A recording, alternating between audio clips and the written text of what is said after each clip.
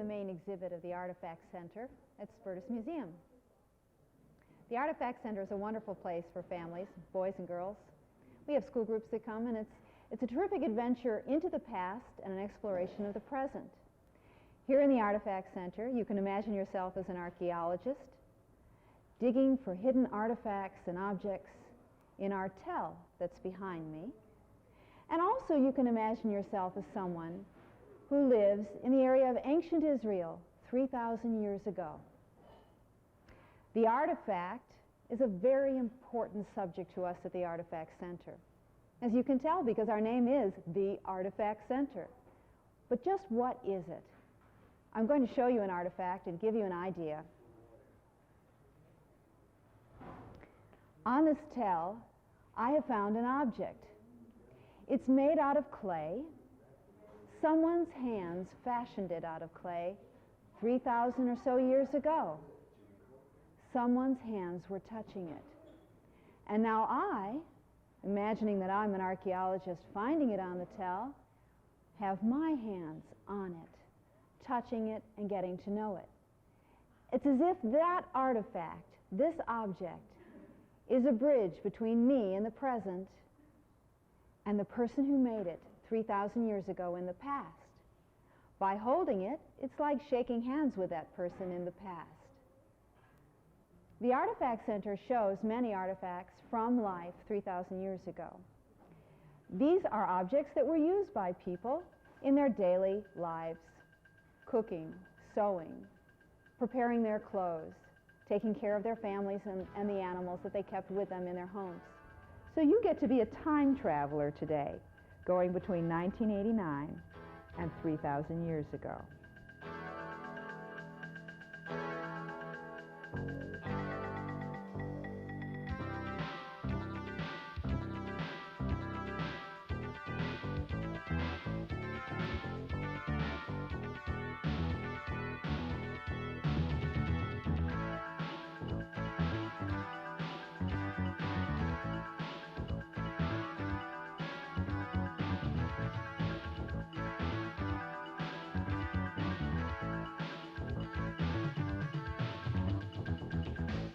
Who made the bone, or what made the bone?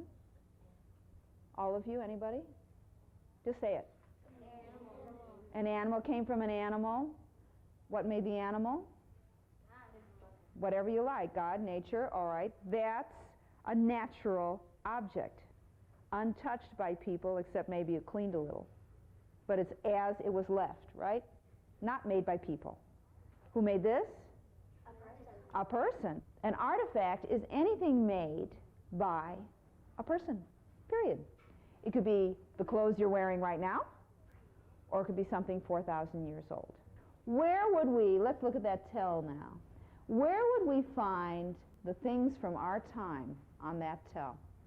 At the top, the middle, or the bottom? At the top. Good. Where would we find the things from 1000 BCE? Probably at the bottom. We'll have to find out. Now look, how does that work? How does somebody leave things at the bottom that are very old, and then other people leave things at the top that are not so old? How does that happen? Well, the old stuff is just laying on the ground. So you're saying that the very first people who lived there lived when it was quite a low mountain, and they left their things behind. Then people built layers on top as centuries went by, hundreds of years went by, and then finally, people in our time are walking at a spot that's much higher up, right? Right. That's why when you dig there, you're going to find things from many, many different time periods.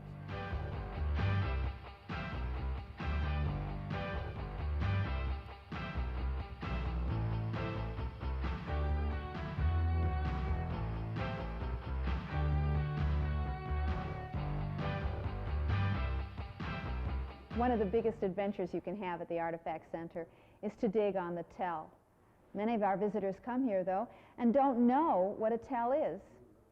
Let me explain. A tell is a kind of hill-like formation that is very particular to the Middle East. That's where you find it. A tell can be as high as a 4 or 5 or 6-story building, or lower, depending on how many layers of settlement formed it. This is how it worked. Many, many thousands of years ago, some people settled in an area, and they settled at one level, probably near some water. They built their homes here and lived there for several generations. Hundreds of years later, another group of people may have come by and chased these first inhabitants away. They destroyed their buildings, and a layer of rock and earth formed. They built their own buildings right on top of that layer. This happened again and again and again until the tell formed a sort of upside-down cup shape. At the very top of the tell, we have the remains of the civilization or settlement from the time closest to our own. At the very bottom of the tell, you have the artifacts and objects left behind by the people who first lived there. You're going to be digging on this tell. In Israel, it would be like an upside-down teacup, maybe as tall as your school building, unless you have a very short school building, 4 or 5 stories high. And at the very bottom, you've got really old things. At the very top, you have new things that were left there closer to our own time. Each one of your teams is going to be digging for something from a different time period. You have to remember that you're not all digging from the same time. And when you're finished digging today, I will show you how to find out how old everything that you found is. All right. In your hands, you have a clipboard. I have a helper with me who's going to help in the demonstration, and this is Chris. And Chris has a clipboard, and he'll show you how to use it. I'll help him do that. Now I'm going to get Chris to start working. Chris is going to brush the sand aside with a big brush and see if he can find anything close to the surface. And he's digging right in the middle. He's finding something, all right. That's just fine. And then you want to take your big brush and brush away the sand now. Okay? He's doing a really good job. You'll see. I think it's some kind of sculpture. Some kind of sculpture, huh? Or maybe something's written on it. Okay, now let's see if we can lift it up. Oh, you found another little thing. Wait, Chris, we've got to keep records of what we're finding. Let us turn to page 1 here. I'll give this to you. And get your pencil. Where is this in your drawing? At the right side, the left side, or the middle? It's in the middle, okay. So you pick out, it's really over between 2 squares, isn't it?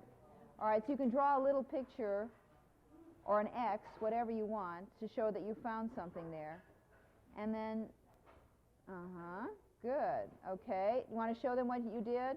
He drew part of a rectangle there in the middle. And then you've got something else, a little round thing, near it. Yeah, it's toward the bottom, right, good. Okay, so, all right, now, oh, I found a hand. All right, now we pick this up, and what we do as a team is use the little brush and clean it off. Okay, now Chris, you take that little thing that you found and clean that off. And we'll look at both of them and see what they are.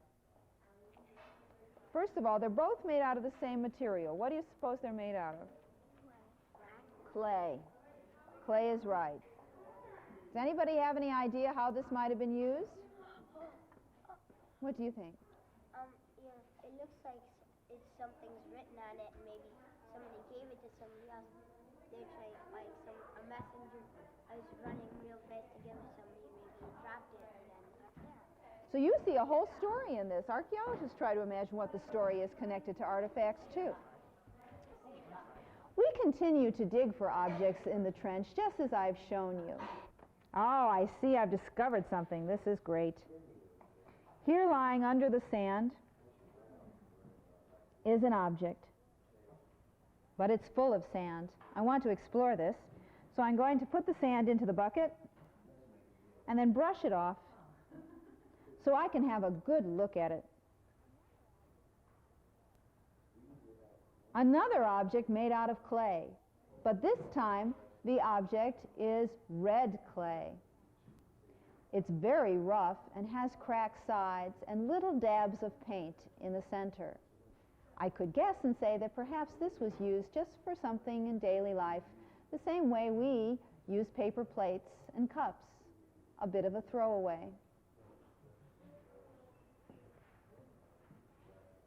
Digging down deeper, my trowel hits something else.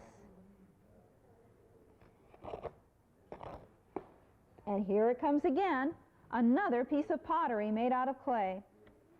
I'll brush that off into my sifter, and that will go into the pail. This is a very important piece. It's the side of a bowl, and it includes the rim and the base. This is the kind of piece that makes an archaeologist very happy, because they recognize the shapes of the base and the rim. That helps them know how old a piece is. When they know how old a piece of clay is, they often know how old everything else is that was next to it. After imagining that you're an archaeologist in 1989, you can go into our marketplace. All around us here, we have little booths that are like stores. Objects or services are for sale in these stores. And these are the objects and services that were available 3,000 years ago.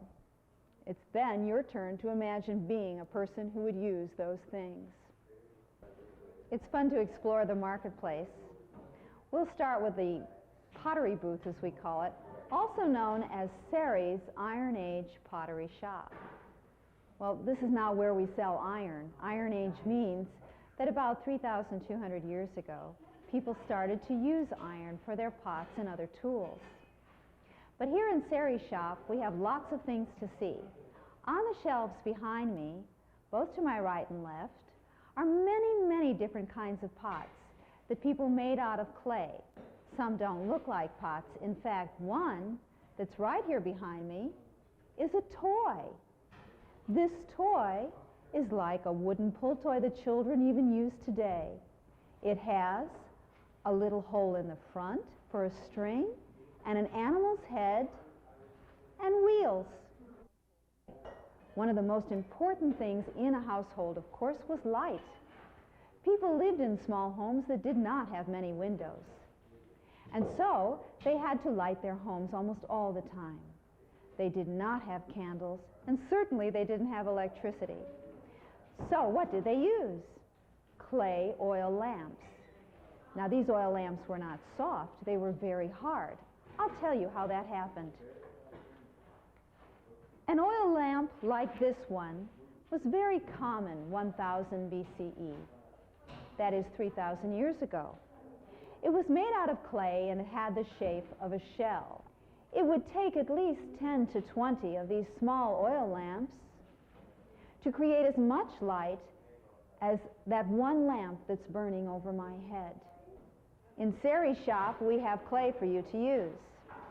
I'm making this clay very, very soft by warming it with my hands. This is the kind of clay that never gets hard. It's mixed with oil instead of water. The kind of clay that the Israelites used was definitely mixed with water, and it was red. I'm rolling this into a ball and then making it very, very flat. Oh, it's a good thing I weigh what I do, because I need to push this down with as much weight as I can. I'm going to peel it up now and make it a little bigger by pushing the clay that's in the center toward the edges. This is called the freehand method. And now I'll cut my hand as if I were holding a baseball and press the clay into the form my hand is making.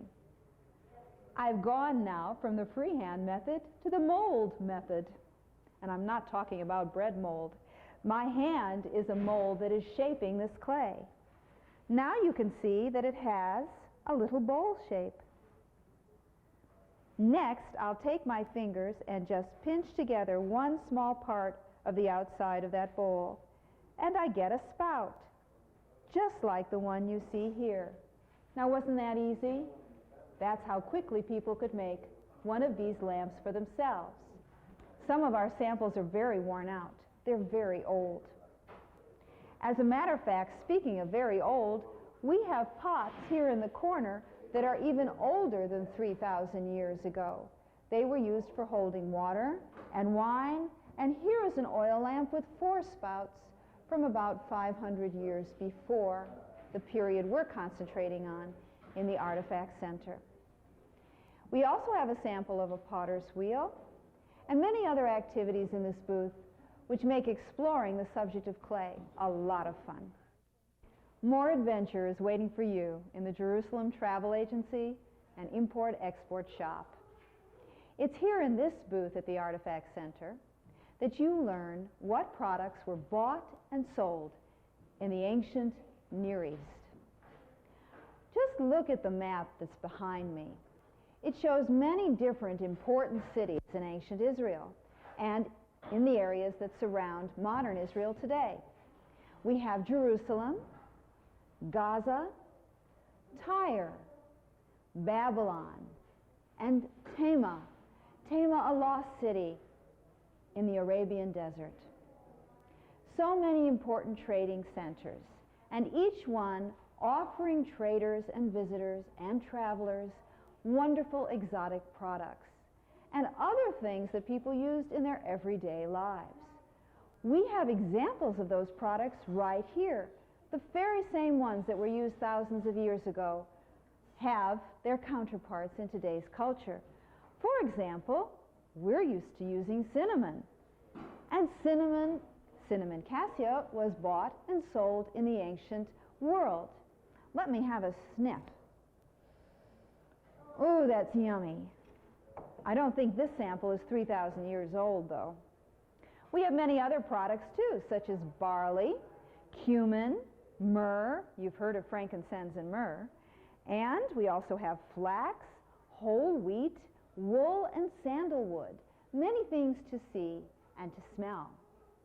If you're interested in finding out more about how to play the game, or how much things were worth that were for sale in the different trading centers, have a look at our travel folders. I'm holding a travel folder from Unforgettable Ur, a wonderful place to visit. I'm going to look inside and see what's waiting for me there. It's a shopper's dream. Luxurious wool carpets, leather bags, leather boats, yes, leather boats, and wonderful foods made out of dates. There's even an offer for a special caravan holiday right here in this folder. You'll have a wonderful time in our booth, and you'll also learn about weights and measures and how people traded and what they used to trade. For example, here we have a balance. On one side of the balance are weights, and on the other side, a product. Today we have almonds. Find out how many weights you need to get a certain number of almonds. Or take the keys out of your pocket and see how many weights you need to find the value of your keychain. The travel agency is a wonderful place to explore. The game behind me is very exciting. See what you can win. One more stop on your travels through the marketplace must include a visit to the shop of the village scribe. Well, who is a scribe? He or she is the one who's going to write your messages for you if you're living 3,000 years ago, because probably you just don't know how to write and you need someone to do it for you. The scribe will write your letters, help you carry out your business forms, fill them out. A scribe will write magic messages for you in clay or on parchment. Here's a sample of the kind of parchment or animal skin that a scribe would write on. It's specially prepared just for that task. A scribe will also write on a tablet of clay. Here's a sample of one of those. This one has a special writing system showing on its surface called cuneiform. I'm going to show you how that works. I have my own special tablet of clay right here. To write in clay, a scribe would divide the whole tablet of clay into sections. And then starting over here, the scribe would start to write his or her particular message. I'm going to try to make the sign for fish in cuneiform. You see, I'm making little triangle shapes in the clay, and then they're joined in a special shape with straight lines. I could go on and on writing my signs here, going in this direction, until I complete my message, and when the message is done, I would draw a line across the end. If I made a mistake, let me just show you what I'd do. I'd simply push the clay with my thumb to erase it. Pretty easy, isn't it? But scribe school wasn't easy. In fact, it was a very, very hard kind of school to go to. Only a few people finished scribe school, and only a few people had the most influential jobs in the country. They were the scribes who wrote for the kings and queens in the ancient Middle East. They were the special secretaries to the courts. And I'm talking about the courts that surrounded the kings, as well as legal courts, which turned out to be the same thing. I want to show you one other kind of activity you can enjoy in this shop belonging to the village scribe. If you didn't know how to write, but there were many, many papers that you had to sign, you'd need to use something called a seal stamp that would put your symbol, a picture you've chosen to represent you, on the parchment or in the clay on which your particular message was being written. We give you a chance to make your very own seal stamp. Here is a piece of wax. It's very soft. I'm going to work a little more on a symbol that I was carving, symbol of an X. Also the letter Tav in very old Hebrew. I'm going to press this letter into a stamp pad. There's lots of black ink on this stamp pad. Here we always remember to close the stamp pad very carefully so it doesn't dry out. And then I'm going to press this seal with the ink on it onto the paper. Very, very hard. When I pick it up, there's my seal right there on the paper. I don't have to know how to write my name to use a seal. But everyone knows that now this paper belongs to me. Many other activities await you in the village scribe's shop. Just come on over and try them all out and have a good time. No visit to the Artifact Center Marketplace is complete without a stop at this shop. Amulets, armaments, and adornments for the whole family. This particular booth is about clothing and ornaments that people use to distinguish themselves for many, many different reasons in that time, so distant from our own. Here we have amulets. You can make your very own. An amulet is something you wear to bring you good luck or to protect you from things that frighten you a great deal about your life. Amulets were very, very important to people who lived so long ago. In fact, there are many people today who still use amulets. Here is a picture, actually a real one, an amulet worn by a woman who would like to have a very large family. These pomegranates embossed on the metal disc represent plenty, prosperity, and she would wear that around her neck. The amulet I'm holding in my hand is one made out of a small piece of parchment wrapped up in leather and worn at my belt.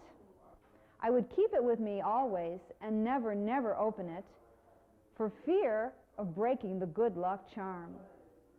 But amulets were only one kind of adornment that people wore. They also enjoyed wearing many beautiful kinds of jewelry. We have a place for you to try to make your very own jewelry, not out of the beads and wood and bones that existed at that time, but we do have all sorts of creative recycled materials for you to use, including paper and mylar and string and cardboard beads and yarn. Here is an example of what one of our visitors made. Wonderful triangle shapes and shiny mylar and designs that this person created to wear around her neck. We also have armaments. People were often at war with each other. They needed to protect each other, and they also needed to protect themselves from wild animals. We have examples here of spearheads, maces, helmets, a slingshot, and also armor plates. This armor was worn over the chest, and it was made out of plates made out of bronze, I believe. Now this label says leather armor. We have another example of leather armor in an area right next to this one, full of costumes. Costumes. What a wonderful way for you to get into the mood of being a person who lived 3,000 years ago. Right next to us, we have 10, 15 costumes for you to try on. Clothing worn by people, many different kinds of people, who lived in ancient Israel and in the area of her neighbors those many thousands of years ago. Today we had a workshop at the Artifact Center, and during this workshop our young visitors created costumes of their own. While they were in this booth and when they tried on the costumes in our costume area, they realized that the clothing people wore had many different decorative elements, including fringes and braid, stripe, and a number of other items that made the clothing interesting to feel and look at. They used paper, markers, and paper sculpture to create their very own costumes. They cut out a tabard for themselves, which was going to be slipped over their heads, and sculpted paper strips into many different shapes. You can see by the variety of designs that were on the costumes that these children had quite a lot of imagination and were quite affected by the exhibits they saw here in the adornments booth. We hope that you have had a very good time traveling through the marketplace today and on the Tell. The Artifact Center has many secrets lying there waiting for you to discover. Enjoy yourself and happy travels.